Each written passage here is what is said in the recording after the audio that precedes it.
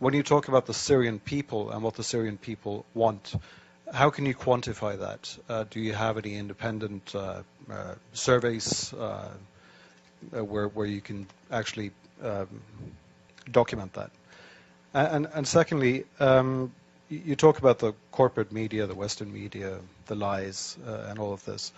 Could you explain what you think might be the agenda from us in the Western media, and why we should lie, why the international organizations on the ground should lie, why we shouldn't believe all these absolutely documentable facts that we see from the ground, these hospitals being bombed, these civilians who are talking about the atrocities that they have been experiencing.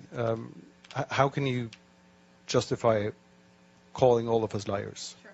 Thank you. I mean, there are certainly honest journalists amongst the very compromised establishment media. Let's start with your second question. So, international organizations on the ground. Tell me which ones are on the ground in eastern Aleppo. Yeah, okay, I'll tell you, there are none. There are none. These organizations are relying on the Syrian Observatory for Human Rights, which is based in Coventry, UK, and which is one man. They're relying on compromised groups like the White Helmets, which, let's talk about the White Helmets. The White Helmets were founded in 2013 by a British ex-military officer. They have been funded to the tune of $100 million by the US, UK, and Europe and other states. They purport to be rescuing civilians in eastern Aleppo and Idlib, yet no one in eastern Aleppo has heard of them. And I say no one, bearing in mind that now 95% of these areas of eastern Aleppo are liberated. The White Helmets purport to be neutral, yet they can be found carrying guns and standing on the dead bodies of Syrian soldiers.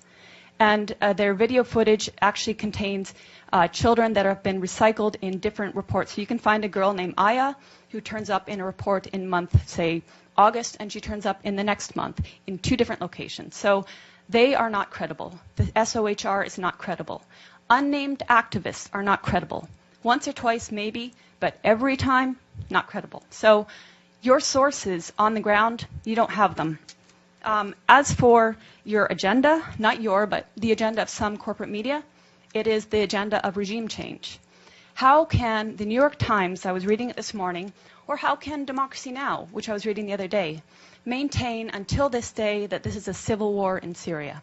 How can they maintain until this day that that the protests were unarmed and nonviolent until, say, 2012? That is absolutely not true. How can they maintain that the Syrian government is attacking civilians in Aleppo when every person that's coming out of these areas occupied by terrorists is saying the opposite? How do I quantify the support of the Syrian people? The elections. In 2014, the Syrian people held elections, with the point being, overwhelmingly, the people support President Assad. There are people that want change in the government. We're not pretending they don't want change. Everybody wants change. But in terms of support of the government, the point is they don't see President Assad as the problem. They see the problem as terrorism. They see elements of problems in the system that they have there. But President Assad, they don't see as the problem. They actually overwhelmingly support him. So I'm basing it on their choice in their leader, and I'm basing it on my interactions with people in Syria.